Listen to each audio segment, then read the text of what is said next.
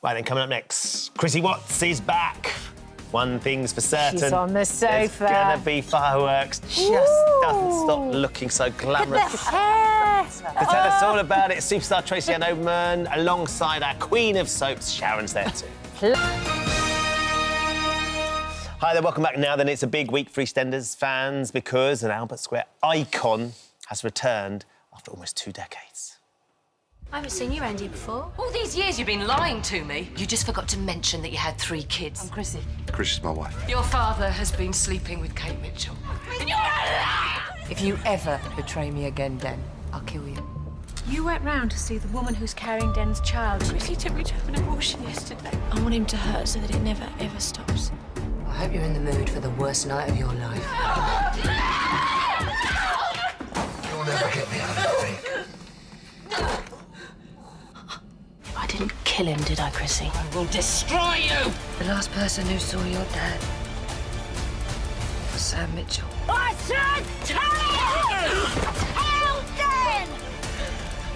Me. Let's just disappear together, make a fresh start. Mrs. Chrissie Watts, I'm arresting you for the murder of Mr. Den Watts. Oh, I'm gripped. I am gripped. Tracy-Ann Oberman is here on the sofa. Hello. I mean, hello, lovely to see you. So good to see you. What memories? So, I'm just laughing because I'd forgotten how many times. I was only in it for 18 months. I got punched in the face so many times.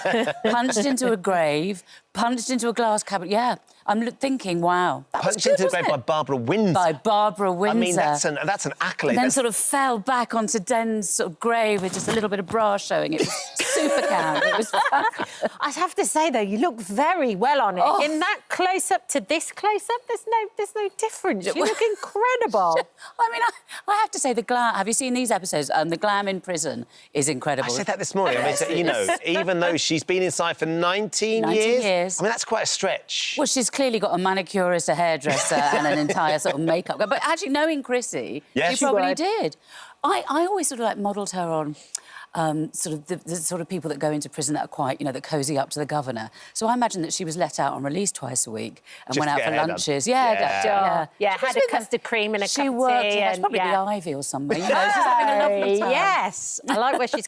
So why was this the right moment to return? I never had the time, and it was never right. And Yeah. I had come out of a very long stint of theatre, playing Shylock in The Merchant of Venice, which we'll talk about later. And there was a gap, and Chris rang me one day as I was walking down the road, and he said, sit down, would you come back? And I went, tell me the story. And he told me the story. I sat down for 20 minutes, and I went, yeah, now's the time. It was just such a good storyline, and it just fitted in perfectly. And what's it been like, sort of, being back in Chrissy's skin and playing her again? So it's bizarre. I lived down at Albert Square for 18 months, more than I ever saw my husband or anyone at home. I literally was doing 28 scenes a day. 19 years off, and going back in, I was a bit like, what's this going to be like? But it was like finding an old coat at the back of the cupboard that you loved. Yeah, I put yeah, it on the first day, and I was, you know, put her on, and I loved it. I loved it. I had such fun, and I just loved that character. She's written for so brilliantly. Coming back into prison, being the sort of... It was a cross between Orange is the New Black meets Prisoner Cell Block 8, all my favourite television secrets. So I loved it. And what does your daughter think of you now being in EastEnders? Because she's 18 now, is that right? just She's 18. So she didn't see you. No. Being She has in a healthy EastEnders. disinterest in everything I do. When I was in Auntie Val in Friday Night Dinner, I think that just hit the schools around that Right, time. So OK. she got that. But she keeps going, what? Duff duffs? What's a duff duff? So I've made her sit down last night. She was like, oh. So she quite liked it. Is she into it now? Yeah, she got it. And that's the problem with, you know, you start off on one episode of EastEnders, next thing, 15 years later, you're watching everything that goes. It's like a gateway entry television soap addiction. Yeah. And it's a brilliant one, and she's just such a fantastic character. She is. What can we expect? You've got, it's a really good week of high octane. It's every emotion from A to Z. It's, you know, we've got fights, we've got tears, we've got laughter, we've got conciliation, we could have death, who knows? We could have death. We could, I'm just toying with you, maybe. But it's, you know, it's Chrissy Watts and Sharon, the 2 Watts women, and at their height and best, it's great. And is it just lovely, not as the character, but as you, to go back and enjoy it the second time around? It really is. How does it feel for you? You know, I've done a lot of television and I've done a lot of theatre. I've had a really interesting career, and I never, ever thought I'd go back. And it's been amazing. I've loved every minute of it. And actually, to go back into that world of multi-camera, soap is a very specific way of filming.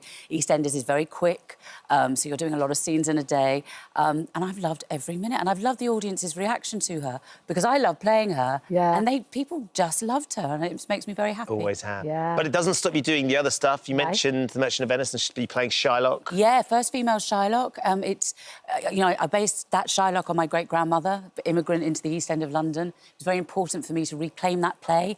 A female Shylock with her one daughter in the East End, standing up to Oswald Mosley, British Union of Fascists. So we've adapted the play. It's very short, very sexy, very punchy, and through public demand, it's coming back. And you're doing it at Christmas? We're doing it over, December, January. It's at the Trafalgar Studios in town, Trafalgar Theatre, and then it's going on a tour. I think I quite liked what you said, Tracy-Ann, about if you haven't done Shakespeare or you're a bit intimidated by Shakespeare, this is a really good way of getting a sense of Shakespeare that will be gripping and interesting, so you get a sense of what it is. And this is I would say this is the passion project of my life, because it was about reminding people of a little bit of history of the Battle of Cable Street, where, you know, we're living in very diverse times and people are pulling apart. And that was a moment when my great-grandmother told me that when Oswald Mosley and the British Union of Fascists marched into the East End against the Jewish entity down there, and all the Irish working class, English working class, all the neighbours, Afro-Caribbean community, they all pulled together and said, no, no, no, if you come for one, you come for us all. And there was a huge battle against these fascists to say, you shall not pass.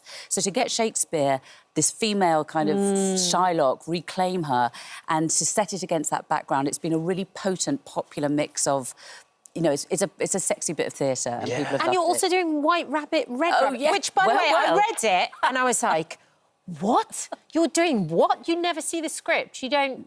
saying the title itself, White Rabbit, Red Rabbit, it's a really weird thing. I've been asked to do it amongst the great and the good of the sort of thing. You turn up on the day, you haven't seen a script, you don't know what you're doing, you don't know what the set is, you don't know what the story is. You walk out into Soho Place, audience, sold out, and you go on an acting experience that you don't... It's like a nightmare. And amazing people are doing it. They come in and go and... Yeah, they've got incredible people doing it. Who are the other people doing it with you? Well, just like... Or done it in the past. Just I mean, just look at the names. Yeah, it's just the great and the good. So I feel very honoured, but slightly terrified. There's that thing about you guys as actors, though, you like testing yourself, and there's no clearer test than being put in front of an audience without any idea who you're playing, what the storyline is, what the script is or anything. It's an actor's nightmare. Look, a lot of people I know would be... you know, somebody said to me, pull your big pants up, because that's terrifying. Yes! But I love that. I thrive on it. Amazing. So it's diverse, but I'm so glad people are enjoying Chrissy and the Merchant, amazing. so thank you. Thank you for coming on the show this morning. Thank you. Tracy-Ann, and EastEnders is back tonight at 7:30 on BBC.